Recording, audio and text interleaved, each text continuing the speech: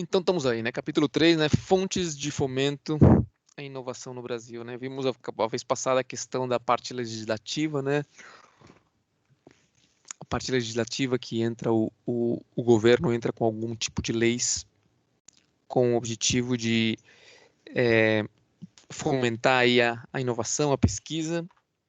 E aqui vem então a questão das agências financiadoras, né? Como que elas vão disponibilizar esse recurso aí que essas leis estão garantindo, né? Novamente, a gente conversou lá no capítulo 1 ainda, né, sobre a questão dos pilares, né? Então, tínhamos que a parte do governo, tínhamos a parte das empresas e a parte das instituições de pesquisa, tá certo? Então, o governo estava facilitando a questão das leis para obrigar a que certa parte de fundos fossem direcionados para pesquisa e inovação, tá certo? Então, isso aí é feito via leis.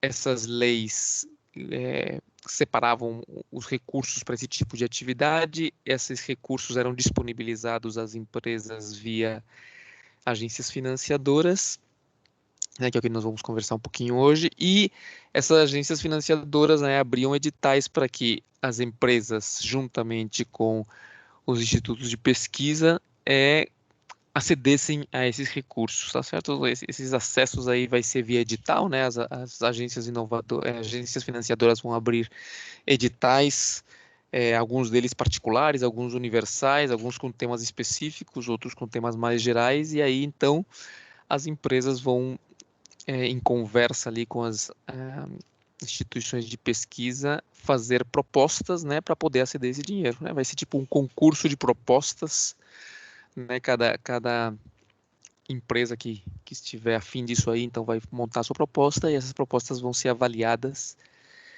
pelas agências de financiamento para aceder ao recurso. Beleza, então vamos lá. Fontes de fomento à inovação.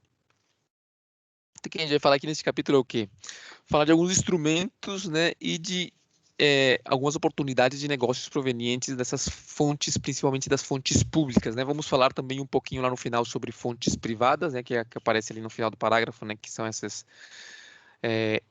angel investments, né, os investimentos anjo e o venture capital, que são fontes privadas, né, de recursos para trabalhar com inovação. Mas, né, principalmente o que mais temos, né, principalmente aqui no Brasil, é a questão de fontes públicas ao fomento de inovação. Já tínhamos falado, né, essas fontes públicas, elas vão basicamente auxiliar na questão dos recursos humanos, né, na capacitação de recursos humanos, vão auxiliar nos recursos financeiros, sejam reembolsáveis ou não, né? Seja que você pode usar eles a fundo perdido sem ter que devolver nada, ou seja que você tem que devolver eles como se fosse um empréstimo.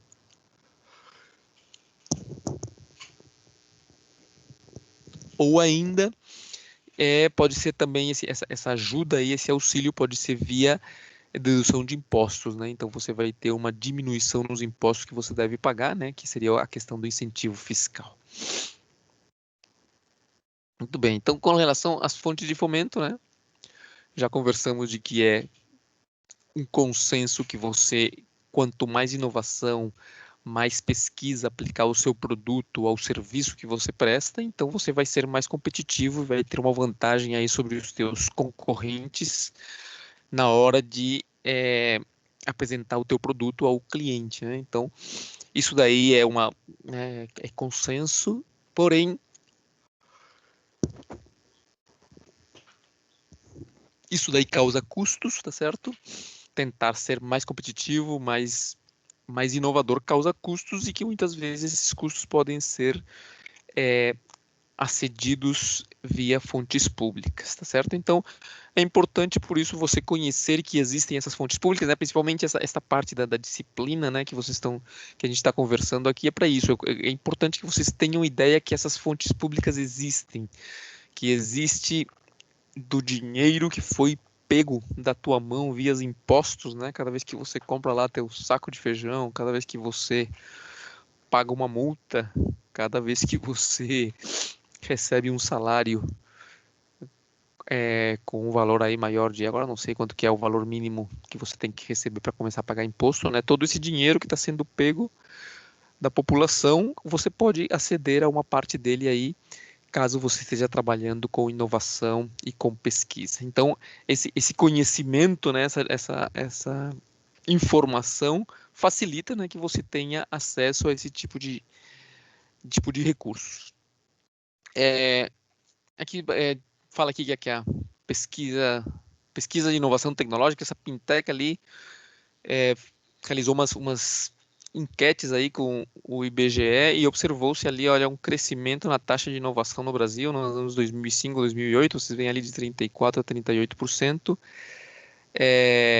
A partir de 2000 ali, ó, 31, 33, ela vinha subindo, né? Infelizmente eu dei uma procurada aqui atualmente e a pesquisa não, essa taxa de inovação ali, ela tem diminuído um pouco ali, ó. Nos últimos anos aqui, ó, o período de 2009, 2011 estava 34, 2012, 2014 estava em 39, mas ela aqui para o período de 2015 e 2017 já veio caindo, né? Certamente problemas aí que houve nos governos passados ainda que de alguma forma paralisou a economia, né? Então isso tudo aí foi refletido nos recursos que se tinham a disponibilizar para a inovação, tá certo? Então essas políticas de incentivo, então elas surgem efeito, né? Ainda que os incentivos governamentais, diz aqui o autor do texto, que eles são parcos, que eles são poucos, deveriam ser mais no entendimento do cara do texto aqui. E portanto, ele diz que o empresário, se ele está afim de trabalhar com inovação, pesquisa, ele tem que ir além da questão que o governo possa facilitar para ele, buscar alguns outros tipos de políticas, de fontes onde conseguir, né, esse recurso para fazer a sua empresa mais competitiva, né? Então, diz aqui ainda que das prioridades aqui, né, que deve ocorrer é a visão empresarial, né? Segundo o autor aqui, a visão dos empresários ainda não está muito dirigida a essa questão da inovação, da tecnologia, né? Então, muitas vezes eles não fazem as suas empresas mais competitivas, né? Porque não tem essa visão de fazer isso aí. Não interessa para eles, né? Por algum motivo, talvez é muita burocracia, né? Talvez muita corrupção, muita carta marcada na jogada. Então, as pessoas também sentem um pouco de aversão, né? Os empresários a ir buscar os recursos nesse tipo de fontes aqui. Beleza. Então, fontes públicas, né, no Brasil de incentivo à inovação, elas se dividem, então, né, em fomento de capacitação, fomento enquanto a incentivos fiscais e depois fomentos quanto a financiamentos, já sejam financiamentos reembolsáveis ou não. Com relação à capacitação, né, capacitação de recursos humanos, então você pode conseguir recursos, fundos para capacitar os teus funcionários, né? Você pode conseguir recursos para investir na tua empresa, recursos que sejam reembolsáveis ou não. E por último, né? Por último, você tem também a questão de que você pode aceder a algum tipo de redução fiscal, né? Redução dos tributos que a tua empresa tem que pagar, né? Que de alguma forma isso aí é um lucro para você, né? É dinheiro que você tem que pagar de menos, né? Devolver de menos. Então, essa é a questão com relação aos incentivos fiscais, né? Que é tudo que tem a ver aí com tributação. Fora dessas fontes públicas, né? Novamente, nessas fontes públicas, capacitação, incentivo fiscal e financiamento, também existem as fontes privadas, né? Que atuam ainda de forma tímida, né? Então, você pode buscar também, caso você tenha um projeto de inovação, de pesquisa, você pode buscar fontes também, recursos na iniciativa privada, mas eles são atualmente no Brasil bem menos, né, do que são as fontes públicas. Muito bem. Então, as fontes públicas então estão focadas então para prover esses recursos financeiros, né? Já vimos reembolsáveis ou não, e humanos, né? Esses recursos, eles podem ser de maneira direta ou indireta, né? Como falamos, né, de direta, você vai receber os recursos diretamente. Indireta, você vai deixar de devolver ao Estado esses recursos em forma de imposto, né? Então, você, de alguma forma, você vai ter um lucro ali, né? Esses tipos de recursos, né, estão regulados aquelas duas leis que nós vimos a vez passada, que seriam essa lei do bem e a lei da inovação, né? Vimos algumas outras lá, a lei da informática e tal, mas basicamente essas duas ali. Como que essas empresas financiadoras vão dispor desse recurso para o público? Então, isso aí vai ser via edital, né? Então, as agências financiadoras vão abrir editais, vão informar que tipo de de recurso eles têm, para que tipo de área eles estão oferecendo isso, né? E vão receber, então, projetos das diferentes empresas ou das diferentes parcerias, empresas, institutos de pesquisa ou parcerias entre várias empresas, né? Que vão entrar com diferentes projetos. E esses projetos vão ser, então, avaliados por agências governamentais, tá certo? Que estão associadas aí com essas agências financiadoras, né? No caso ali, né? O CNPq, FINEP, né, CAP, SEBRAE, tudo isso aqui, agências financiadoras desses recursos públicos para dispor eles na mão então dos empresários ou das parcerias empresários, institutos de pesquisa, tá certo? Então, alguns editais públicos aí, né? Isso é interessante, né? Vocês lerem editais públicos, porque você começa a se informar de como é que funciona, né? O que é necessário.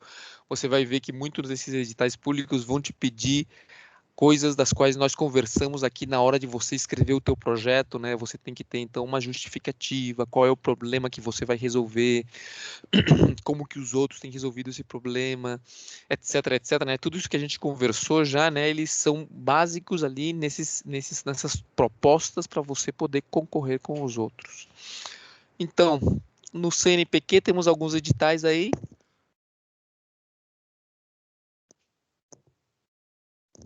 Principalmente direcionados à questão de recursos humanos, né? A capacitar pessoal das empresas ou ainda contratar pessoal que esteja já capacitado para as empresas, né? O principal programa aí do CNPq é o programa RAI, né? Que tem a ver com recursos humanos.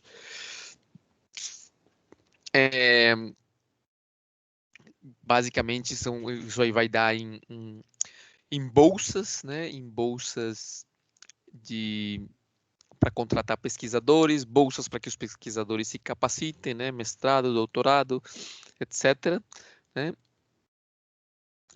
O Ministério aqui de Ciência, Tecnologia e Inovação, então define isso aí como metas de aumento de pessoal qualificado em serviços tecnológicos, né? Cada vez que você capacite mais pessoal, você vai ter uma massa de recursos humanos capacitados que vão aumentar um pouco o nível tecnológico, o nível de inovação nas diferentes empresas, né? Isso é o que interessa no caso aqui a estas fundações aqui, né? Então, esse pessoal capacitado espera-se, né, que eles gerem pesquisa, espera-se que os produtos gerados por pessoal com maior capacitação sejam produtos que tenham um valor agregado maior, tá certo? Uma qualidade maior e que tudo isso vai fazer esse produto, então, mais competitivo no mercado, né? Assim mesmo como esse pessoal com maior capacitação também espera-se dele que tenham ideias novas que possam ainda ser depositadas como patentes, né? Como patentes que possa você proteger essa ideia de, né? E que outras pessoas quando forem usar essa tua ideia, então elas vão ter que, né, que comprar, né? Ou pagar de alguma forma pela licença de você de utilizar a tua ideia, né? Então tudo isso aí via o programa ali de recursos humanos, né? Que o CNPq lança, né? Principalmente com relação a recursos humanos, né? Ele fala aqui que esses programas aí acontecem semestralmente.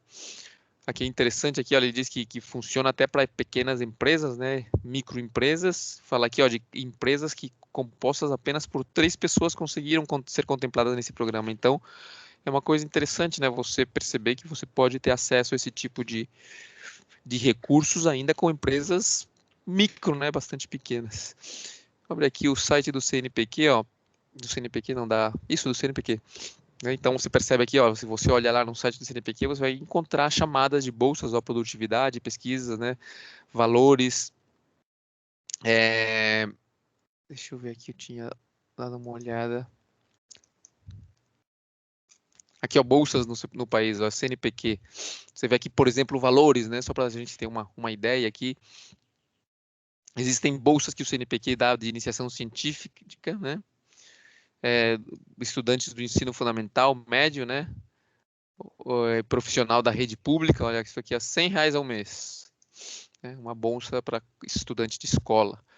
Na bolsa de graduação, né, iniciação científica e tal, ó, R$ 400 ao mês, né, até 12 meses. Tudo aqui, né, bolsas, né, recursos que você não tem que reembolsar, né, vão ser pagos quase como se fosse salário, né, esse tipo de bolsa, sem dedução fiscal. A pessoa que recebe uma bolsa não paga imposto sobre aquilo ali, né. Bolsas de pós-graduação, aqui, ó, o mestrado então são até 2 anos, né, 24 meses, ó, R$ 1.500 o mês. Doutorado, né, bolsas até 4 anos, né, que é mais ou menos o tempo que deve ser aí um doutorado, a bolsa de R$ 2.200 ao mês, né, mestrado, doutorado dentro do país, doutorado sanduíche, né, às vezes você pode estar fora de uma instituição estrangeira fazendo uma parte do teu doutorado, normalmente parte que tem a ver com utilização de recursos de equipamento que não tenha no lugar onde você está fazendo o teu doutorado, então você pode ganhar também uma bolsa de 2 a 6 meses ali, ó, por R$ 2.200 também, né? Então, além dessas bolsas até graduação, existem algumas bolsas que são para pessoas que já terminaram doutorado, né? Bolsas de pós-doutorado. Você vê aqui, ó, bolsas de R$ 4.100, né? De 6 a 12 meses.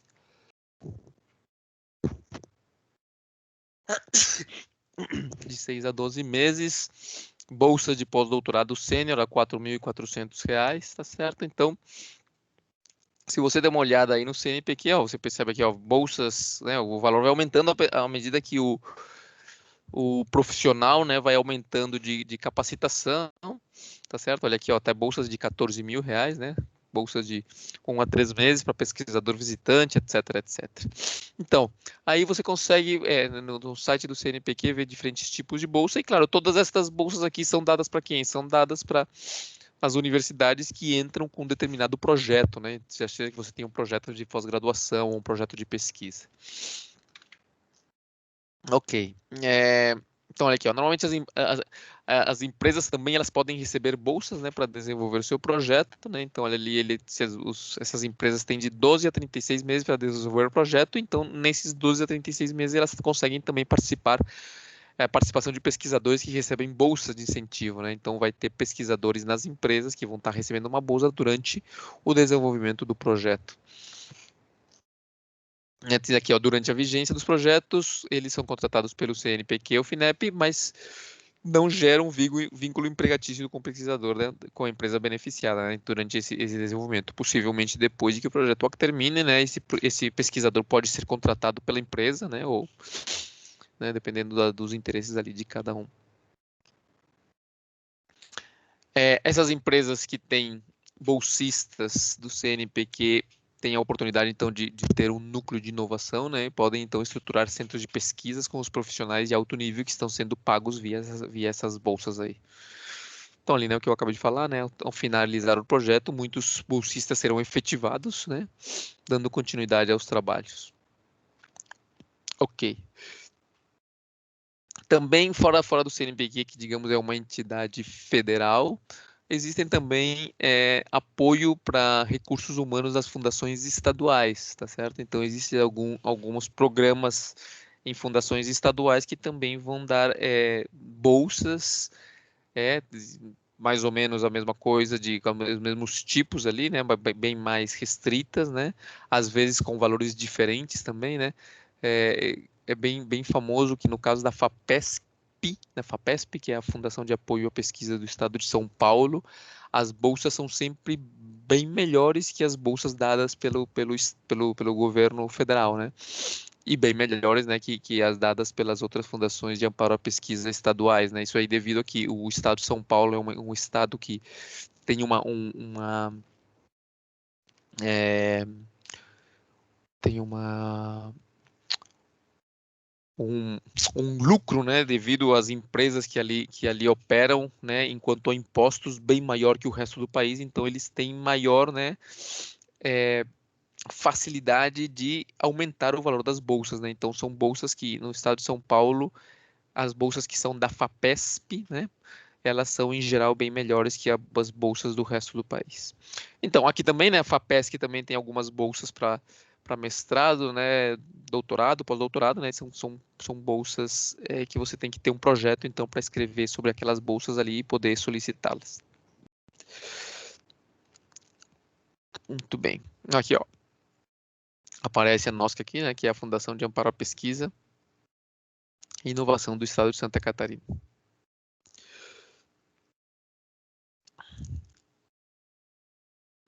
Então, novamente, né, essas bolsas para capacitação não é somente para empresas grandes, não somente em universidades, mas também pode ser aplicada a empresas e ainda que as empresas sejam de porte bem pequeno, né, empresas micro e pequenas. Essas bolsas estão disponíveis, né, tem que ser entrado com o projeto para poder é, aceder a elas, né.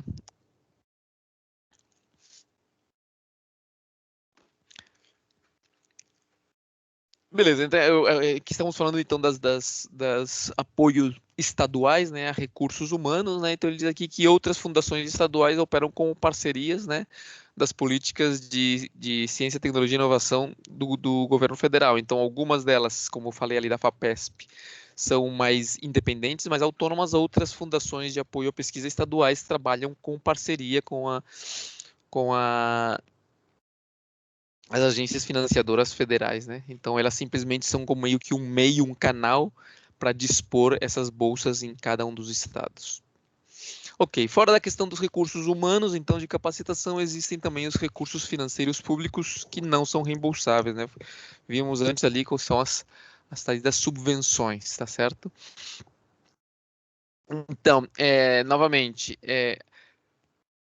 essas subvenções, né, elas dependem da situação econômica nacional do país, né? Quão estável ela está para saber se esses recursos aumentam ou diminuem. Vocês veem ali, ó, que depende, nessa época de escrito este documento, né, tinham sido descobertas ali jazidas de petróleo, gás e minérios, então esses fundos setoriais receberam um volume maior de recursos.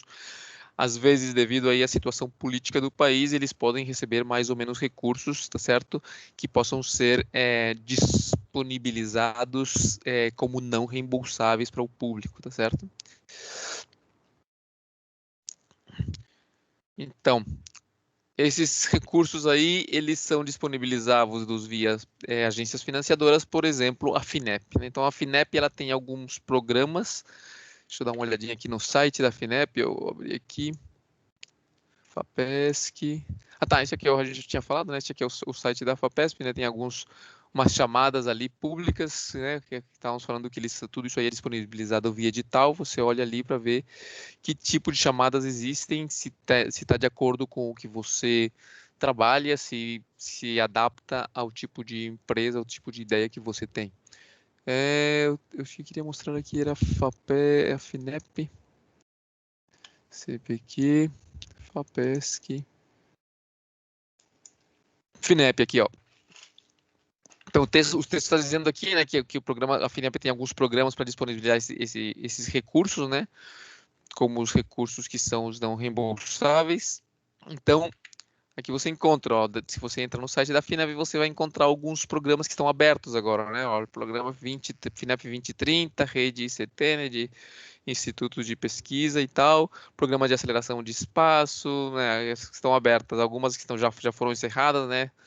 Enfim, o que eu quero mostrar para vocês aqui é que esses editais, você pode encontrar eles aqui na internet, na página de cada uma dessas agências financiadoras, e vai aparecer ali quais são as condições, quem que é o público-alvo, qual é o tipo de empresas que eles vão dar, que tipo de recurso eles estão dando, se são reembolsáveis, se não são, etc, etc. Então, esses fundos da FINEP, eles são oriundos daquele Fundo Nacional de Ciência e Tecnologia, né, a partir de 2000, Desenvolvimento Científico e Tecnológico, perdão, né, ela recolhe concede esses recursos via convênio, né, o contrato com o requerente, aquela empresa que ganhar, ela vai assinar um contrato com a FINEP, né, e esses recursos vão ser então disponibilizados de diferentes formas, tudo no começo, ou vai ser disponibilizado mês a mês, ou vão ser duas entregas de recursos, enfim, vai depender do contrato que cada um tem ali.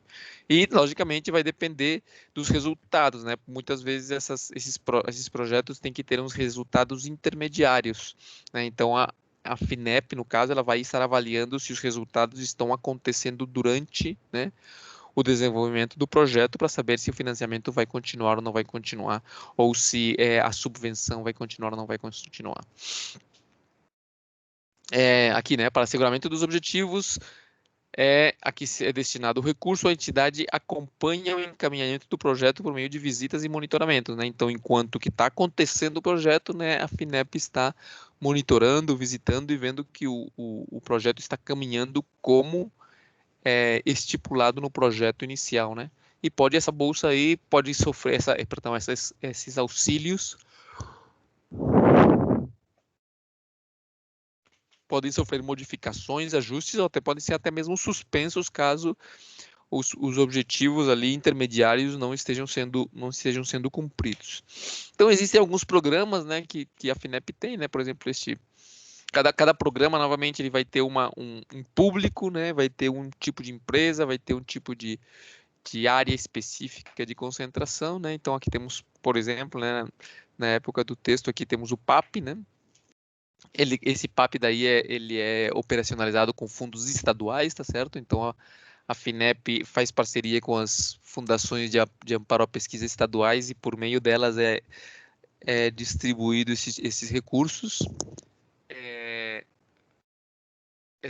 Nesse caso aqui, o PAP ele tem o objetivo de estimular o trabalho, né, entre pesquisadores e empresas inovadoras. Temos também o Prime, né, não sei se é Prime aqui ou Prime que eles chamam, este deve ser talvez Prime, né, que é aquelas empresas que estão começando, né, que estão iniciando, né, o seu trabalho, né, principalmente para elas poderem terem acesso a incubadoras, a parques de inovação, tá certo? Eles possam se vincular a incubadoras já existentes. Programa de subvenção econômica, lembra que subvenção é quando não há reembolso, né? Então, dependendo do risco, né, a atividade inovadora, então pode-se ter muitas incertezas, então a FINEP ajuda também a compartilhar essa responsabilidade da empresa, né, compartilhar os riscos que essa empresa está oferecendo com esse projeto, caso ele seja inovador e tenha algum risco, né, de não dar certo, claro, como todo projeto inovador. Quando você, como empresa, vai aceder a um edital desses aqui, além de tudo, projeto que você tem que fazer, com todas aquelas partes que a gente já conversou, né, de que o teu projeto esteja bem descrito, bem claro o que é que você quer fazer, que você esteja vendendo bem a tua ideia. Fora disso aí, a tua empresa tem que estar com todos os seus documentos com relação ao estado ao dia, né? Então, tudo que é imposto, se você participou de algum projeto anterior, ele deve estar todo já fechado, você tem que ter mostrado todos os seus resultados, né, para você poder, né, aceder a um novo projeto. Então é importante que esse tipo de empresa seja sempre com toda a sua documentação ao dia, né, documentação tanto municipal, estadual, federal, né, tudo isso aí tem que estar tudo certinho para você poder aceder aos recursos. Tem aqui o que aqui, ó, é um erro elaborar um projeto apenas para obter os recursos financeiros. A empresa deve ter pronto o projeto para, a partir dele, identificar oportunidades e aproveitá-las no momento adequado, né? Além disso, um recurso não reembolsável não deve ser usado para capitalizar a empresa, mas sim para compartilhar os riscos de inovação. Ele está querendo dizer que o certo, digamos, né, é que você tenha já os projetos na gaveta, né? Uma empresa que quer trabalhar com pesquisa, com inovação, ela deveria ter uma série de projetos já prontos na gaveta, de tal forma que abrindo a oportunidade, né, elas estão de olho, né, em geral as empresas têm até um departamento é, específico para estar de olho em todos esses, né? Estão de olho naquelas páginas que a gente estava vendo ali, vendo qual edital novo aparece para ver se elas conseguem se adaptar àquilo ali, ou se elas têm que, se um projeto que elas já tenham precisa fazer alguma pequena modificação para se encaixar naquilo ali, tá certo? Então é bom você ter os seus projetos já prontos, montados, porque também por questão de prazo, né, quando os editais saem, às vezes eles não te dão muito tempo para você ficar montando um projeto do zero. Então é bom você ter os seus projetos já escritos e fazer algumas pequenas modificações dependendo do edital que aparecer, tá certo? O interessante que ele está dizendo aqui é que você não tem que estar, ou que não deveria estar abrindo os editais e tentando se adaptar completamente a eles, se não é o que você trabalha, se não é a tua área de expertise, porque então você vai talvez ganhar um projeto, mas vai te dar mais, claro, você vai conseguir lucrar aquele valor, mas pode ser que o teu projeto ele saiu demais da área na qual você trabalha, então vai te dar mais trabalho, pode ser que você não consiga cumprir os objetivos e você vai entrar num rolo ao fim e ao cabo, né? Então, por isso que ele está dizendo aqui, os recursos financeiros devem ser para trabalhar naqueles projetos que você já tem prontos, naquilo que você quer, a tua área de expertise para você aproveitar aquilo ali, tá certo? E não simplesmente para capitalizar a empresa, como ele está comentando aqui no final. Editais de subvenção econômica, né? Já vimos, né? Subvenção é aqueles valores que você não precisa devolver, né? Não são empréstimos, não são reembolsáveis, né? Então esses editais eles vão abrir e basicamente o que vai acontecer é um concurso público entre propostas, né? Então essas propostas vão ser analisadas e aquelas que sejam, né, as melhores aos olhos dos avaliadores vão receber aqueles recursos. Neste caso aqui, em geral, esses editais eles são bastante específicos da área em que eles estão trabalhando, né? Então vai ter um problema específico que você vai ter que fazer e eles vão avaliar, né, entre outras coisas, que o empreendedor esteja assumindo os riscos da inovação e não simplesmente contratando, né, porque no teu projeto você vai ter que dizer como você vai resolver o problema, né, e muitas vezes algumas partes do teu problema você pode terceirizar. Só que na parte onde a inovação está, espera-se que você faça aquilo, né, e não que você terceirize a inovação, né? São algumas dicas que eles dão para que você tenha um projeto com mais chances de ser aceito, tá certo? Então, na área da inovação, onde você está de fato inovando no teu projeto, é esperado que isso aí não seja terceirizado por você para alguma outra empresa, mas que você mesmo faça.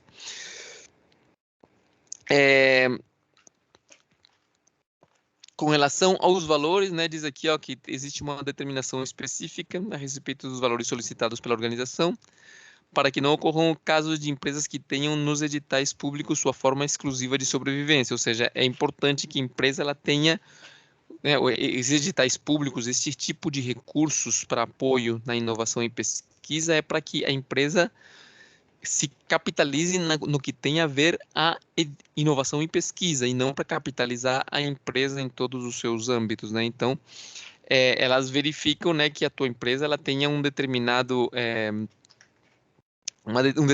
capital, né, com relação à porcentagem que você está pedindo, né? O quanto que você está querendo naquela subvenção vai depender de quanto que é o valor bruto do capital social da tua empresa, tá certo? Então ele diz aqui, ó, por exemplo, que a soma dos valores solicitados não pode exceder a 100% do faturamento bruto da sua empresa, né? Ou da associação. Então isso aqui é interessante, você ter cuidado quanto é que você vai solicitar numa subvenção dessas, tem que fazer sentido com quanto que é o capital social da tua empresa.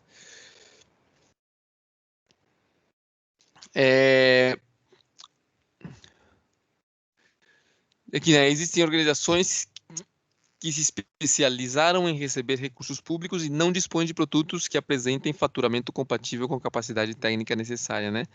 Então, nesse caso aí, vai ter mais dificuldade uma empresa dessas aqui para conseguir uma subvenção para ser avaliada positivamente, né? Porque a FINEP ela está interessada naquelas empresas que de fato, né, estão querendo investir aquilo ali na inovação e não simplesmente, né, em se capitalizar, né, e não ter produto nenhum resultado com aquele tipo de inovação. Ok, com relação aos programas estaduais, né, vimos que a questão dos programas a nível federal também existem a nível estadual. Normalmente eles trabalham de forma muito semelhante a como acontece com a FINEP, né? Só que neste caso, então, os estados têm a operação, né, desse tipo de recursos. Então, existem aí, por exemplo, né, o PAP, né? Ele é operacionalizado pelo Estado, porém com parceria da FINEP, tá certo? Vão aparecer os editais públicos. Deixa aqui no caso a nossa fundação aqui em Santa Catarina é a FAPESC, tá certo? Então aqui, ó, nesta FAPESC aqui que vão aparecer as chamados, tá certo? Deixa eu ver se aqui aparece algum do PAP. Não tem aqui. Porque isso aqui são os que estão abertos, né, agora, né?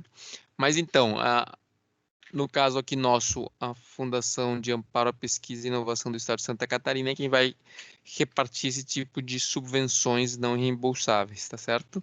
Então, quando é feito aí por meio do Estado, logicamente vai ter o desenvolvimento tecnológico que se espera voltado, focado aos problemas locais, né? Então, sei lá, problemas aqui de pesca, de ostras, de turismo, sei lá, alguma coisa que tenha a ver com o que é desenvolvido no estado de forma principal.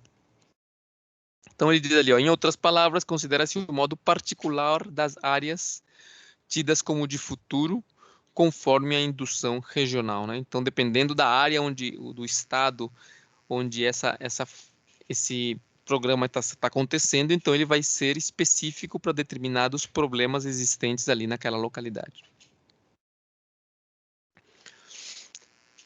Então, ali, ó, grande parte das fundações de amparo à pesquisa estaduais, né, trabalham junto com a FINEP, né, por meio do PAP, esse programa aí, que lança editais para serem trabalhados de forma conjuntas pelas empresas, no caso, nos estados, e disponibilizam, então, parte dos recursos da FINEP, tá certo? Essas fundações estaduais aí. Um outro programa que existe, né, para disponibilizar os recursos que estão nos fundos setoriais é esse programa multiministerial aqui, né? No caso, é uma ação conjunta de 3 ministérios, né? Temos ali o Ministério da Educação, o Ministério de Desenvolvimento, Indústria e Comércio, né? Na realidade, esse ministério agora ele foi absorvido pelo Ministério da Economia, tá certo? E o Ministério de Ciência, Tecnologia e Inovação. Então, existe ali um edital permanente, tá? Para desenvolver pesquisa e inovação valendo-se de benefícios fiscais, né? Lembrem que, nesse caso aqui, dos benefícios fiscais, em vez de ser um recurso que vai entrar para você capacitar pessoal, ou um recurso de capital que vai entrar para você trabalhar né, nas suas pesquisas, em equipamento e tal, o que vai acontecer aqui é uma dedução fiscal, ou seja, uma baixa nos impostos que você vai ter que pagar. Então tem ali, ó, o objetivo central é a concessão desses benefícios para pesquisa e desenvolvimento de produtos e processos inovadores, de modo que o governo compartilhe custos e reduza o risco envolvido no processo. Tá certo?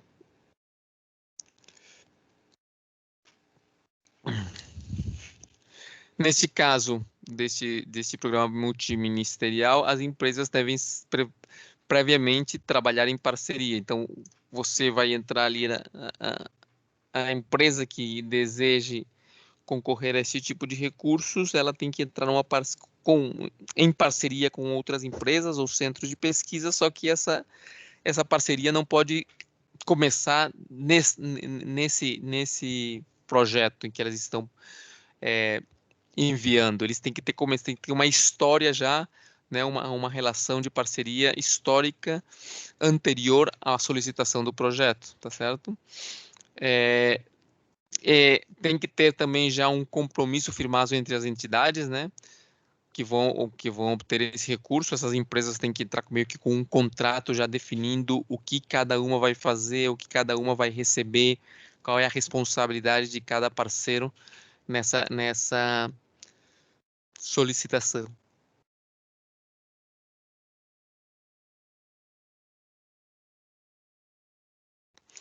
Isso daí que ele comenta aqui, que nas outros editais isso aqui não acontece, né? Em geral, os editais, o que acontece?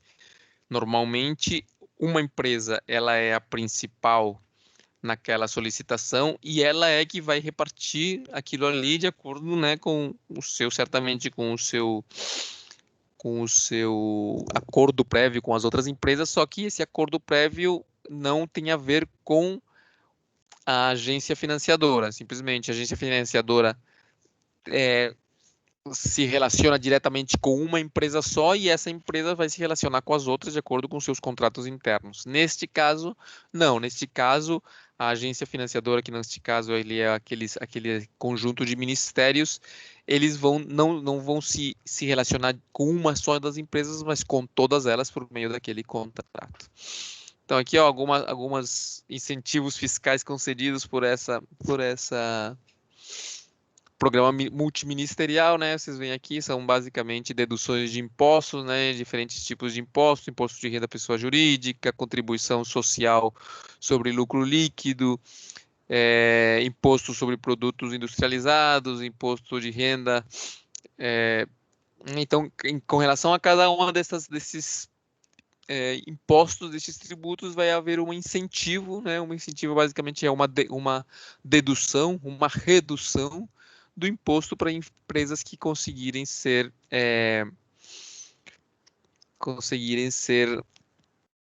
aceitas nesses tipos de programa, né? Beneficiadas nesses tipos de programas.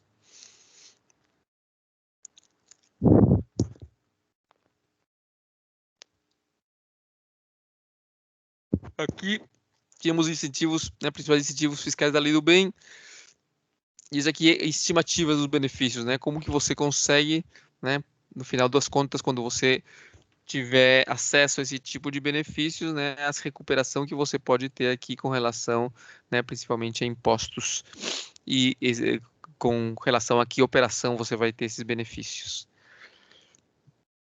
Ele comenta aqui que os benefícios fiscais decorrentes desse digital multiministerial são pouco utilizados, né? Novamente, né, questão de conhecimento, né? Muitas empresas não têm esse conhecimento, não têm um departamento especializado em estar catando, né, buscando esse tipo de facilidades que o governo implementa. Então, muitas vezes porque de fato o empresário é tímido, né? Ele comenta ali com relação a esse tipo de projetos ou simplesmente não trabalha com inovação e pesquisa, então aí ele não tem acesso a esse tipo de facilidades. Então veja aqui, ó, uma figura que ilustra um fluxograma de análise da proposta, né? Quando é para esse tipo, em geral é assim, né? Em qualquer proposta ela vai fazer esse caminho ali, ela vai sair dos institutos de ciência e tecnologia. Esse instituto, né, vai trabalhar com uma determinada empresa, em geral, né, atualmente você não faz mais um formulário em papel, nem manda pelo correio, agora tudo é pela internet, né, vai ter uma data ali, um prazo que você tem que respeitar, você vai ter que mandar uma série de documentos, né, em geral vai ter ali um checklist, né, que eles vão estar te pedindo vários documentos, entre eles, né, o mais importante que seria a proposta, mas toda aquela documentação de que você está em regra com toda a questão de imposto, com toda a questão de alvará, etc, etc.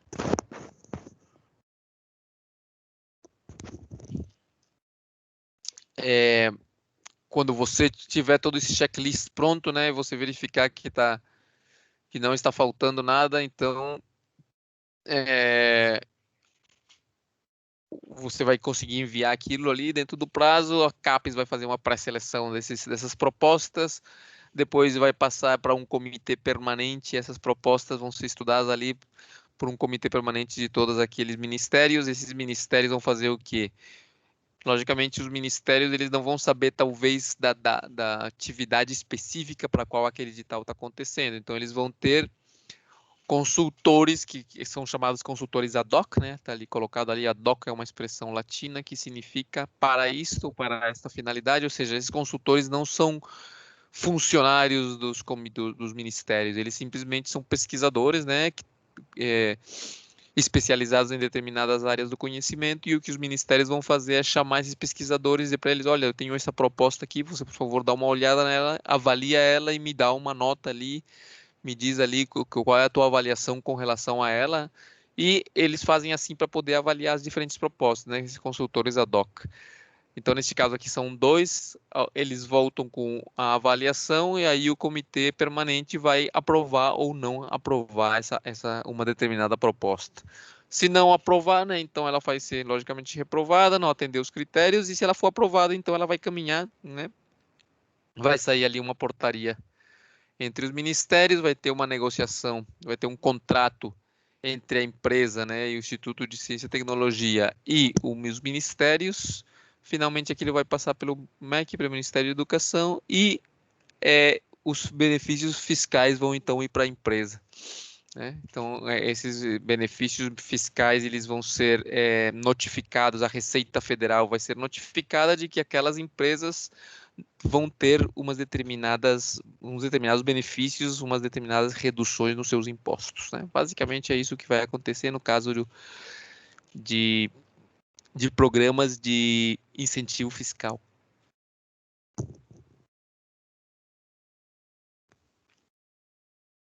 Novamente, como acontece a nível federal, também pode acontecer a nível estadual e municipal, né? Vão ter alguns programas estaduais e municipais que também o seu estímulo, né, a sua ajuda para as empresas que trabalham com tecnologia e pesquisa e inovação é dedução de impostos, né?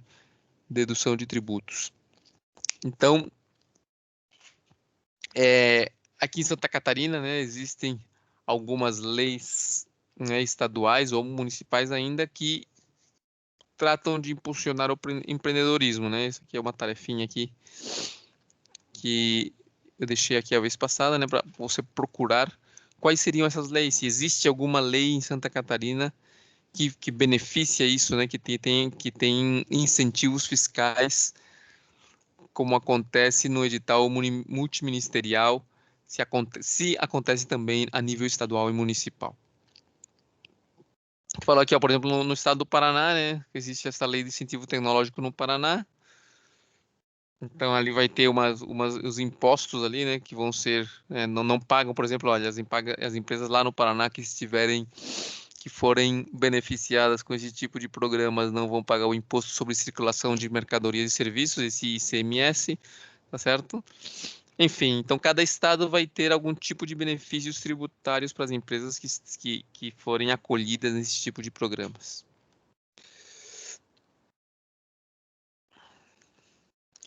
Ok. Temos ainda, por parte do governo, recursos financeiros que são reembolsáveis, né? Ou seja, são empréstimos, principalmente via o Banco Nacional de Desenvolvimento, que é esse BNDES ali, né? Que é um órgão vinculado ao Ministério de Desenvolvimento, esse ministério lá que se fundiu ao Ministério de Economia atualmente. Então, se destina a conceder financiamento, né? Reembolsável, ele vai te fazer um empréstimo, tá certo? Principalmente para quê? Para aquisição de equipamentos e suporte à exportação.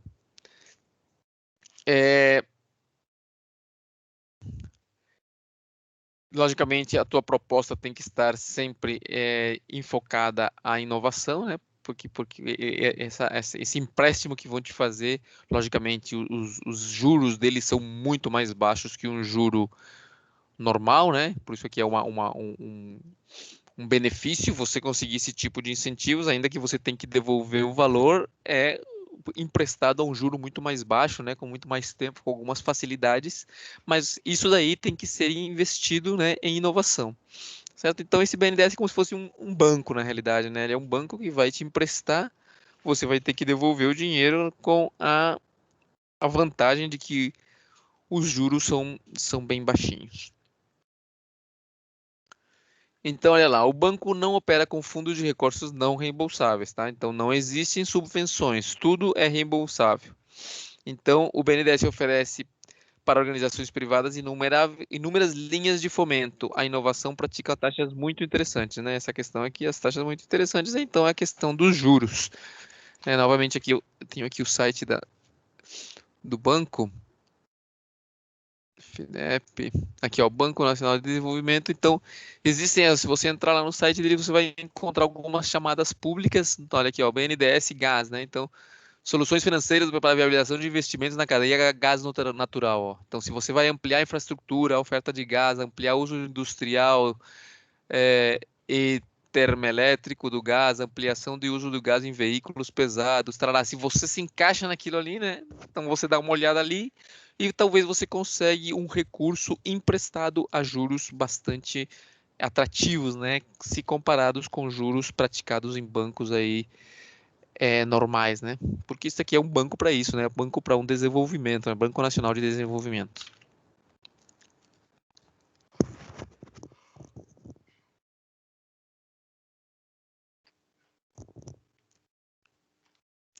Aqui, ó, o BNDES, né, ele atua por meio de agentes locais. Então, na realidade, você não precisa, né, ir diretamente ao BNDES. Você pode ir ao Banco do Brasil, que está mais próximo de você, a Caixa Econômica Federal, que está mais próximo de você, e conversar com o gerente ali é uma questão bem mais, é, como diríamos, bem mais perto ali, mais próximo do médio, microempreendedor, né? Você vai no banco, fala com o gerente lá e pergunta sobre esse tipo de facilidades que o BNDES tem com relação a empréstimos para serem aplicados à inovação e tecnologia. Então, o próprio gerente vai ser ali né, o gerente da agência vai ser o teu interlocutor, tá certo? Ali onde você tem a tua conta, né? Talvez ali o dinheiro vai cair, vai pingar ali na tua conta diretamente, tá certo? É, com relação a isso ainda, né? De que seja lá direto na ponta da linha, né? O BNDES diz aqui que ele tem créditos que não somente para grandes empresas, né? Que foi vocês lembram aí dos escândalos quando tinha aquele clube do milhão, né? Que as empresas gigantes aí, a Odebrecht, sei lá, quais outras ali, Camargo, Correia, enfim, quando elas se revezavam para conseguir bancos para conseguir empréstimos do BNDES, né? São empresas gigantes que elas têm acesso a esses valores, mas também para pequenos empreendedores, né? Para microempreendedores também existem empréstimos que você pode realizar ali com baixas taxas de juro. É, aqui, ó, o BNDES Finem, por exemplo, é um programa que tem 3 linhas ligadas com a inovação. Quais são essas 3 linhas? Capital inovador, inovação de produção e inovação tecnológica. Ainda fora dessas 3 linhas, né, que ele vai especificar aqui embaixo, também existe o cartão BNDES, que é tipo um cartão de crédito, né? Só que, novamente, né, é um empréstimo, você vai ter que pagar, vai ter que devolver, só que os juros são bastante baixos. Então, olha lá, por exemplo, nessa questão do BNDES, né, nessas 3 linhas de crédito, olha, você vê aqui, ó, cada linha de crédito vai ter uma finalidade assim um pouco mais específica, né? Então, por exemplo, tem essas linhas de crédito, né? Capital inovador, inovação da produção e inovação tecnológica. Por exemplo, aqui, né? Em capital inovador, então, qual é a finalidade desse recurso que você está emprestando? Você vai ter que investir o teu capital, o teu bem, o teu recurso em capitais tangíveis e intangíveis, tá certo? E você pode ainda montar centros de pesquisa, desenvolvimento e inovação com aquele capital. Você vai fazer uma consulta prévia, né? E vai recorrer diretamente ao BNDES. Tá ali, ó, essas taxas de juros, 3,57% ao ano, né? Uma taxa bem baixinha. E 100% dos itens são financiáveis, observando-se o valor mínimo de R$ 1 milhão e o prazo de 12 anos, máximo de 12 anos. Então, olha só, você tem um valor mínimo que você tem que emprestar, tá certo? E um prazo até de 12 anos para pagar isso aí. Você pode comprar, né? Basicamente qualquer coisa. Ele diz que 100% dos itens são financiáveis. Novamente, você vai ser aceito aí para poder ter esse tipo de linha, né, no capital inovador a partir da tua proposta. O BNDES vai estudar a tua proposta, vai ver se aquilo se justifica, se aquilo ali tem, se aquilo ali tem o quanto é o risco daquilo ali dar errado, né? Porque eles são um banco, eles querem o seu dinheiro de volta. Logicamente, eles vão ajudar, vão cobrar umas taxas de juros bem baixas, mas eles têm que saber se aquele projeto tem futuro, né? Então, eles vão analisar a tua proposta e te liberar aí esses valores reembolsáveis, né? Você vai ter que devolver ele. No caso de inovação de produção, o que você tem ali, ó? projetos de pesquisa, desenvolvimento e inovação voltado para a modernização da capacidade produtiva, tá certo? Ou de mão de obra ainda, né? Então você já tem que ter uma determinada planta, um determinado equipamento e você quer modernizar eles, né? Você não vai partir do zero, digamos assim. Tem ali ó, que a taxa de juros, né, ele vai ser 0,9% de remuneração, tá? Uma taxa de risco de 3,57 para lá. E nesse caso você tem que ter, né, o valor mínimo é de 3 milhões de reais, tá certo? Diz aqui que o prazo vai variar de acordo com o cliente. Basicamente, o que nós temos aqui são diferentes linhas de crédito, né? Cada crédito, cada linha é enfocada para uma determinada necessidade do cliente, tá certo? E com algumas facilidades enquanto aos juros e valores mínimos de recursos, né? Valores mínimos de recurso e valores mínimos de tempo, em quanto tempo você tem que devolver aquilo ali. Como ele falou ali, também existe fora dessas três linhas, existe o cartão, tá certo? O cartão de crédito BNDES. Novamente, essas taxas de juros devem ser taxas de juros bem mais competitivas, bem mais atrativas que as taxas de juros de um cartão de crédito normal. Você tem um crédito, ele diz ali, ó, pré-aprovado de até R$1 milhão, tá certo? E você pode pagar aquilo ali o prazo pode variar aí de 3 meses até 4 anos para pagar os teus gastos feitos por meio do cartão de crédito. Então, essas linhas de crédito, elas aparecem, elas estão abertas ou fechadas de acordo com a demanda do mercado e as diretrizes do país, né? Dependendo da situação do país, né? De como que o país se encontra financeiramente, então essas linhas de crédito vão aparecer ou não aparecer, ou vão ser maiores ou menores, né? Logicamente, dependendo do quanto o BNDES tem em caixa para poder dispor desses valores.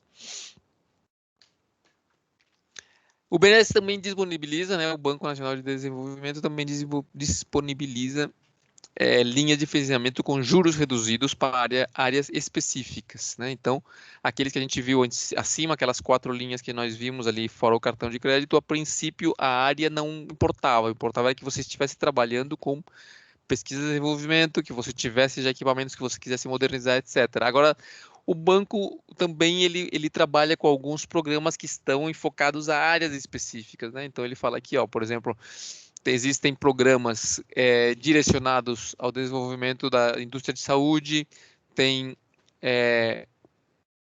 programas direcionados aqui, por exemplo, ao desenvolvimento da cadeia produtiva do plástico, relacionadas ao serviço, a software, né, serviços de tecnologia e informação, sustentação de investimento para linhas descritas no quadro 4. Vamos ver aqui o nosso quadro 4, o que ele diz. Quadro 4, não tem quadro 4. Quadro 5.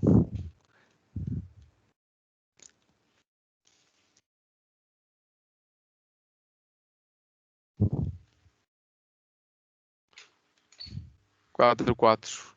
Fonte de recursos. Ah, tá. Esse quadro, um quadro que a gente acabou de ver aqui, deixa eu ver o que ele fala aqui. O programa do BNDES de sustentação de investimentos para as linhas inscritas no quadro 4. Então, tá.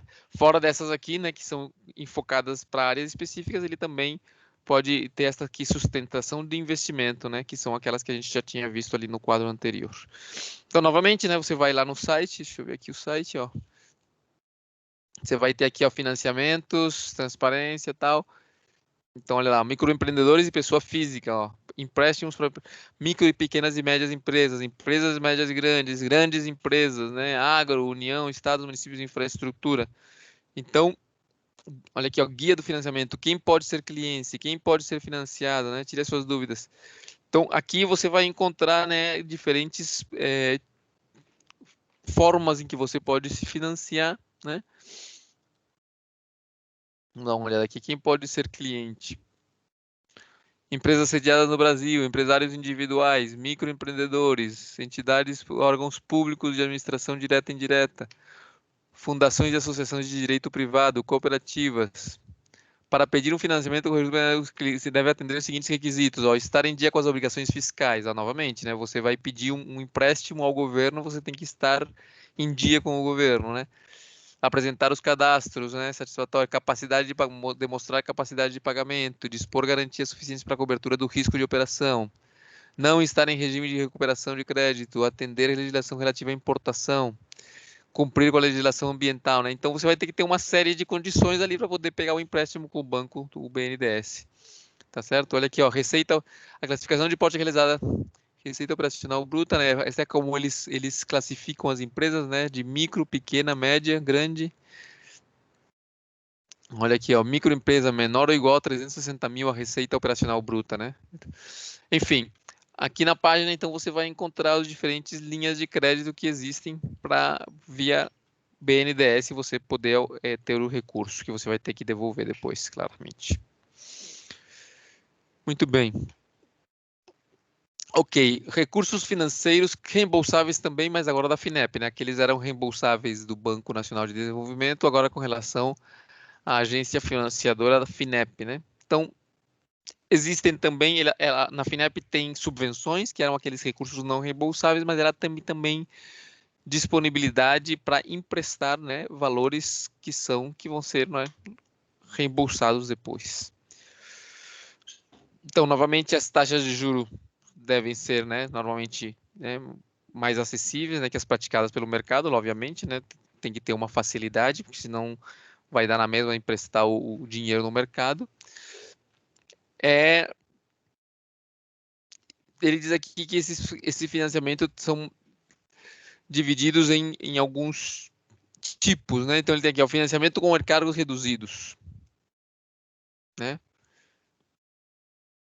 Então esses financiamento com encargo reduzido são aplicados a projetos de pesquisa, desenvolvimento e inovação de bens, serviços ou para capacitação. Outra linha seria o financiamento reembolsável padrão, aplicado a projetos com foco em inovação, tá certo?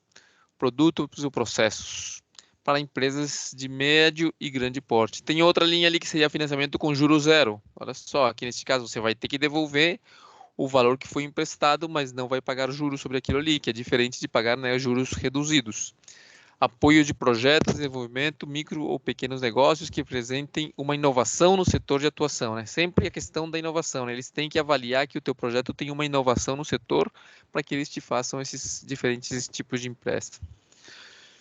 Para obter recursos reembolsáveis com boas taxas, é fundamental que o projeto se enquadre no programa Inova Brasil. Então, olha aqui, tem um programa Inova Brasil que vai incluir, né, todo esse tipo de características que o teu projeto tem que ter como um projeto inovador, né, de tecnologia.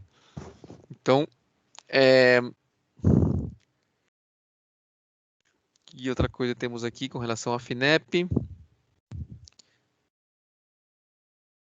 A concessão de financiamento pela FINEP exige das empresas a apresentação de propostas inovadoras, né, bem como a comprovação de capacidade de pagamento. Igual como acabamos de ver ali no site do Banco Nacional de Desenvolvimento, né, eles precisam ver que você vai conseguir devolver aquele dinheiro. Então você tem que demonstrar para eles a sua capacidade de pagamento.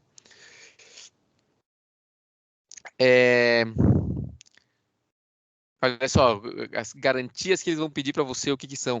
Diz aqui, ó, em geral é o quê? Fiança bancária, hipoteca, alienação fiduciária, penhor, aval de pessoa física ou jurídica, bloqueio de recebíveis, etc. Não, eles estão, no caso aqui, o FINEP, ele vai se garantir de que você vai devolver o dinheiro que ele está te emprestando com juros baixos, às vezes sem juro nenhum, mas para ele se garantir disso aí, então ele vai utilizar isso aí, né? Vai fazer que você tenha uma fiança bancária, ou vai pegar a tua hipoteca, se você tem algum bem raiz que você está pagando, ou vai te alienar fiduciariamente, ou vai te obrigar a ter um penhor em algum lugar, vai ter ou talvez um aval de uma terceira pessoa, de uma outra pessoa física ou jurídica que te deu o aval dela, né, que seja tipo um fiador, tá certo? Ou ainda que ele tenha a garantia que vai poder te bloquear tudo que você recebe. Né? Novamente, se você conseguir aquilo, né, você vai conseguir um recurso com um juro bem baixinho, mas eles precisam garantir de que você vai devolver o dinheiro dele. Né? Então, com relação a esses programas aí da FINEP, existe esse programa aqui, o Inova Brasil e o Juro Zero. Né? Novamente, no caso do Inova Brasil, então, apoia empresas no incremento de atividade de pesquisa e desenvolvimento alinhadas com esta PDP aqui, é uma parceria, aqui, ó, Parceria de Desenvolvimento Produtivo. parceria de desenvolvimento produtivo, né? Você solicita via um formulário, né? Você tem que, quais são as condições? Ó, taxas fixadas e subsidiadas entre 4% e 5% ao ano, né? Uma taxa bem baixinha mesmo, né? E se o projeto tem mais risco ou não se enquadra bem, então essa taxa vai começar a aumentar, né? Ele diz aqui que pode chegar até 8%, se não está nas linhas prioritárias da FINEP. Então, novamente aqui, ó, médias e grandes empresas, né? O valor de mínimo de R$ 1 milhão que você tem que prestar. E esse pode atingir até o 90% do valor do projeto. Então, o que significa? Você tem que ter pelo menos 10% do valor do projeto, você tem que ter ele de outra fonte que não o empréstimo aqui da FINEP, tá certo? Então, ele meio que está te obrigando a que você vai arriscar alguma coisa que não somente seja o recurso que a FINEP te está dando. Mas veja de tua forma ali, ó, pode ser feito em 100 meses, ó, você pode pagar isso em 100 parcelas e ter ainda 20 meses de carência. O que significa isso? Que você só vai começar a pagar a primeira parcela 20 meses depois de começar o empréstimo, tá certo? Outra linha aqui é o programa de juros zero, tá certo? Que apoia a médias e pequenas empresas brasileiras inovadoras. Então, né, nos aspectos de a tua inovação pode ser uma inovação gerencial, comercial, inovação de processo, de produto, tá? Novamente, você faz isso via formulário eletrônico, não tem juros, né? Sofre apenas esta correção aqui de inflação. E, novamente, ó, o valor pode ser de 100 a 900 mil reais e pode ser feito a 100 meses. Nesse caso, não há carência. Você tem que começar a pagar a primeira parcela no mês seguinte, depois de que o empréstimo saiu. Então, novamente, essas aqui são facilidades de empréstimo a juros bem baixos que a FINEP faz, tá certo? Novamente, para você conseguir isso aí, você vai ter que apresentar a tua proposta, vai ter que mostrar que você é capaz, né? Você tem capacidade de pagar, que você vai se comprometer, se caso você não pague, com algum tipo de aval, de penhor, de hipoteca, para poder dar segurança para o banco te emprestar. Tudo isso aqui é feito, né, no site da FINEP, você vai ter todos os formulários lá. Novamente, quando você entrar nessa site ali para você fazer o empréstimo, vai aparecer um monte de checklists que você vai ter que ir colocando lá, né, em geral, ali, arquivos PDF, você vai colocar a hipoteca, vai colocar a proposta, vai colocar os documentos dizendo que você está ao dia com o Estado enquanto atributos, enfim, tudo aquele monte de documentos que você vai colocar ali, tudo via site, né? Tudo que era feito antes via correio, agora vai ser tudo via site, você vai colocando ali e vai esperar então que a FINEP avalie aquilo ali e se ela achar que é viável o empréstimo, né? Você vai receber aquele valor, você antes tem que se cadastrar no portal da inovação do Ministério de Ciência, Tecnologia e Inovação, a tua empresa cadastrada ali. E uma vez cadastrada, você vai poder então ter acesso a ferramentas de inovação, a inovação no Brasil, né? Você vai ter eles vão te dar até assessoria de administrativa, assessoria mercadológica, né? Como você pode, né? Vão te ajudar não somente com o recurso, mas com algum tipo de consultoria também. Muito bem.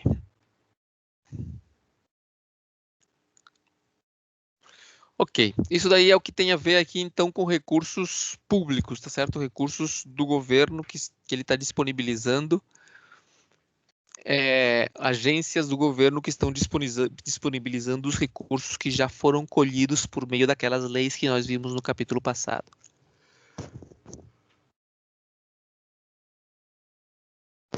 Também existem os recursos privados, né?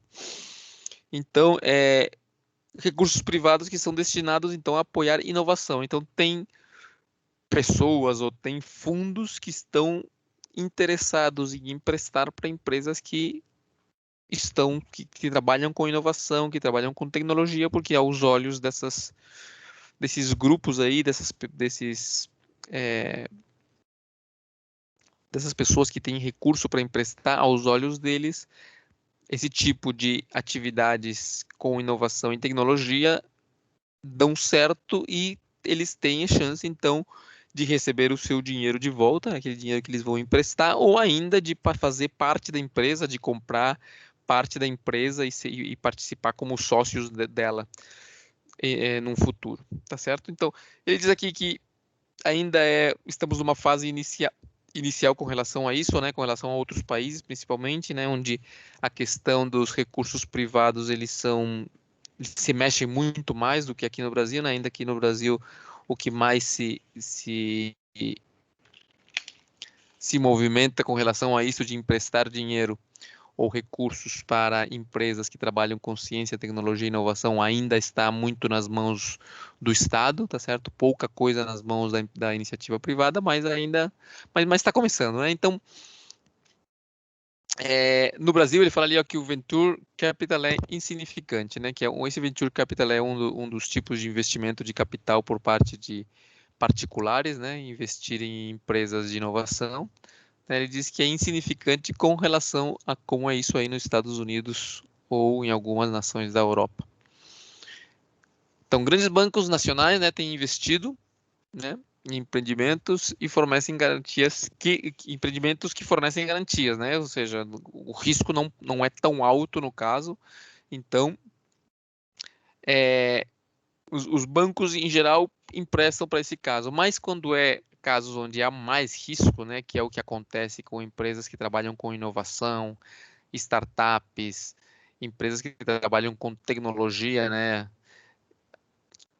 O risco é maior, então, em geral, esses bancos eles se abstêm de emprestar ou vão emprestar né, com um juro um pouco alto aí para eles se garantirem do risco que eles estão correndo.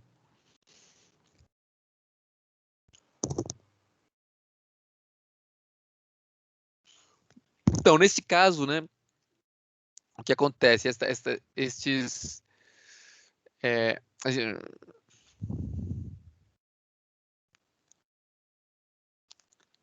quando os fundos para poder fazer esses empréstimos para startups e tal, se eles veem então que o risco é muito alto, então eles vão começar a colocar critérios, né, muito rígidos, né, para poder dar esse dinheiro, né? Porque se eu vejo que o risco é muito alto com relação à tecnologia e inovação, então eu vou tentar, né, no possível, não emprestar. Então, o setor bancário, então, ele, em geral, ele não vai ter esse muito interesse de apoiar essas empresas que estão trabalhando com altos riscos, né? Por outro lado, ele diz aqui que existe iniciativa do setor bancário em contemplar esses empreendimentos, né, na área ambiental e, sobretudo, áreas que têm a ver com responsabilidade social. No contexto do recurso privado, existem o que a gente chama de, né, o termo ali que é o angel investor, que seria o anjo investidor, né? O que seria isso aí? Seria um investidor, um grupo de pessoas ou uma pessoa que tem um determinado capital, eles não fazem parte de uma instituição como tal, e eles financiam empreendimentos que eles acham que vão ter, né, que vão ter sucesso, né? Diz aqui, ó, atingindo valores de financiamento de até R$ 1 milhão. Então, esses angel investors aqui são pessoas ou grupos de pessoas que acham que aquela ideia é interessante e vão colocar ali o seu dinheiro, né, pensando que se aquilo dá certo, o lucro vai ser suficientemente bom que vai poder, o empreendedor vai conseguir pagar para ele os juros que ele pede. Ou ele vai entrar, então, se a empresa é boa e vê que aquilo tem futuro, ele vai entrar como parte da empresa, né? Vai comprar, vai ter umas ações dentro da empresa, né? Isso vai depender tudo do acordo inicial entre esse investidor e o empreendedor, né? Como é que eles vão se acertar na questão de como devolver o dinheiro, ou se parte da empresa vai ficar com o investidor, ou como vai ser isso. Também existe o Venture Capital, né, que seria um capital aqui de risco, digamos assim.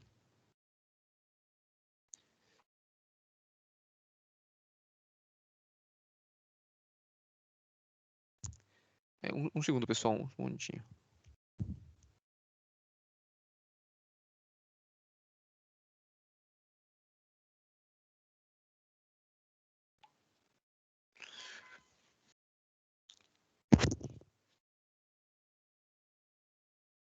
Certo, então, esses fundos esses venture capital são projetos são fundos destinados a projetos de alto risco, né?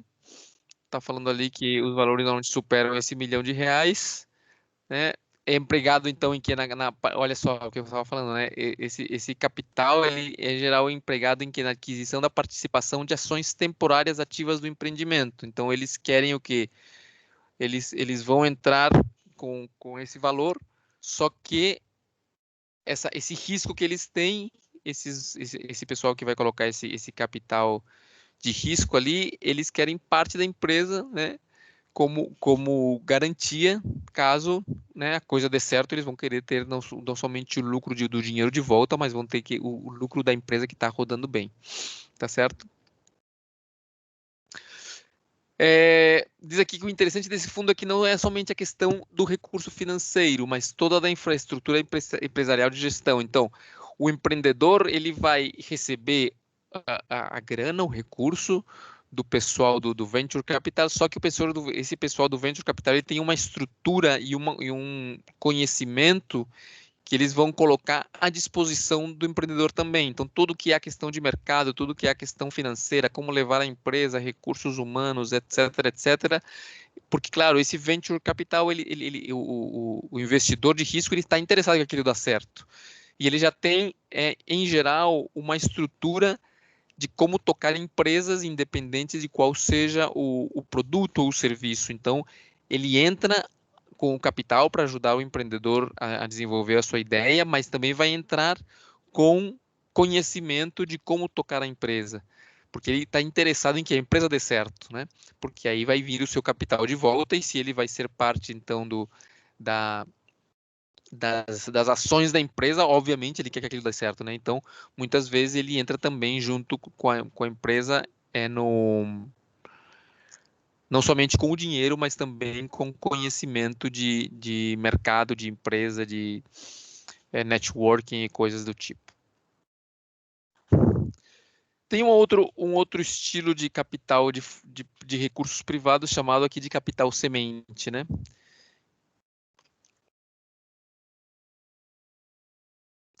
Então diz aqui, ó, a figura aqui representa a entrada de recursos financeiros em um empreendimento desde o chamado capital semente, quando a empresa está nascendo, até o venture capital destinado à ampliação do negócio. Então, às vezes, o que acontece aqui no caminho de uma empresa que vai ser financiada via o setor privado, né? Então, ele tem um ciclo, digamos assim, né? Então, o que acontece? O cara lá, o empreendedor tem uma ideia, tá certo? Essa ideia vai precisar ali um recurso financeiro inicial, tá certo? Esse recurso financeiro inicial pode vir de um angel investor, ou você pode ter a tua empresa como uma startup, e, portanto, você vai conseguir uma incubadora onde colocar ela, vai ter toda a assessoria, toda a consultoria que as startups recebem das incubadoras, dos parques tecnológicos. Se essa tua empresa vai crescendo e vai dando certo, então você pode conseguir um venture capitalist para investir nela, que seria um investidor de alto risco, tá certo? Então, se a tua empresa continua crescendo, é possível que esse venture capitalista vire acionista, vire proprietário de parte da empresa também como você, ou pode ser que ele saia fora, pegue os seus lucros e saia fora. E ainda existe a possibilidade de que você pegue essa tua empresa e você saia fora dela, né? Então você simplesmente, digamos que você é bom em ter ideias e fazer a empresa crescer e começar a dar lucro. Quando aquilo começa a acontecer, vai virar uma empresa que já não é na tua área de inovação e de criação de empresa, então você pode ser que a pessoa simplesmente venda a empresa, venda a parte dela, o próprio empreendedor, e comece em outra parte. Ou pode ser que ele continue, né? Ou pode ser que ela funda essa empresa com uma outra empresa, né? Então existem várias formas, tem pessoas que são empreendedoras e que elas não continuam com a empresa, né? O ramo delas, a área delas é começar, sempre começar, né? E disso aí vão tirando lucro e vão vendendo as coisas. Muito bem. Então, dizendo ali, ó, o mercado de capitais funciona segundo a lógica representada. À medida que o porte financeiro, o tamanho da empresa se amplia, se alteram as modalidades de investimento, né? Logicamente, você tem uma modalidade de investimento quando você está crescendo, quando está nascendo, outra quando você está crescendo, outra quando a empresa já caminha pelos seus próprios pés, são diferentes modalidades, né? Aumenta o volume de recursos aportados e, consequentemente, muda também a forma de participação dos investidores no empreendimento, à medida que a empresa vai crescendo. Aqui tem uma figura aqui que está meio ruim aqui, porque eu não consigo, deixa eu ver se eu consigo girar. Não, porque eu consegui. Beleza, aqui, ó. O que essa figura está nos mostrando aqui, ó? Meio que o caminho de uma empresa, né?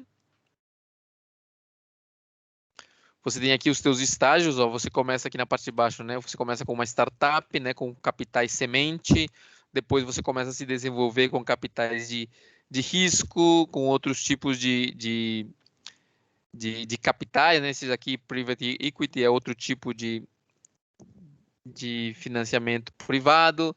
Você vai se consolidando no mercado, pode conseguir, de repente, algum tipo de recurso para ter mais liquidez, depois você vai entrar no mercado, você vai ser uma sociedade, uma empresa madura, etc, né? Então, nesse caminho aí, né, a longo prazo você tem menos liquidez, mas a curto prazo você vai ter maior liquidez, né? Então, no começo você vai ter que ter a parte do teu desenvolvimento, e é aquilo, né, quando o empreendedor percebe que já a empresa está caminhando meio que pelos seus próprios pés, ele cai fora, vende a sua parte e vai para outro tipo de empresa.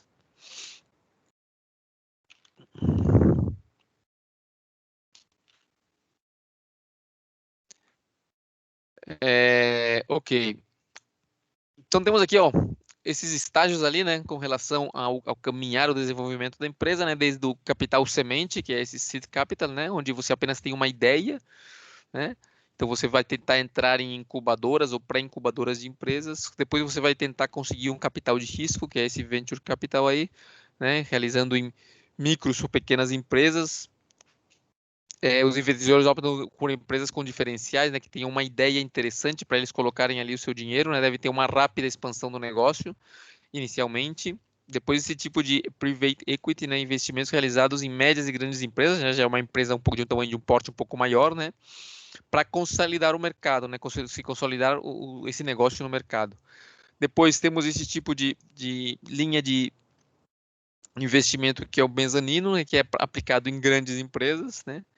Trata-se de um misto entre capital e dívida para que a empresa cresça e se consolide e tenha maior liquidez, tá certo?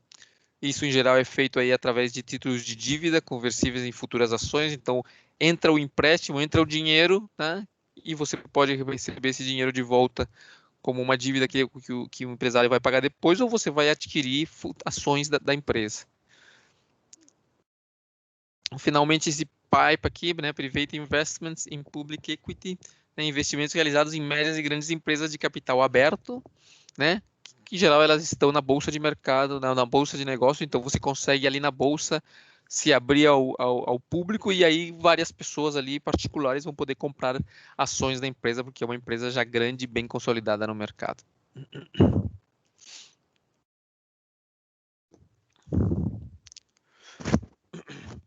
Então aqui, ó, embora os fundos de venture capital possam fazer parte da gestão da empresa, lembre que quando o cara do capital de risco entra, ele não somente entra com o dinheiro, mas também entra com conhecimento, né? Mas ele diz aqui que de todas formas o empreendedor não pode ser substituído nessa etapa inicial, né?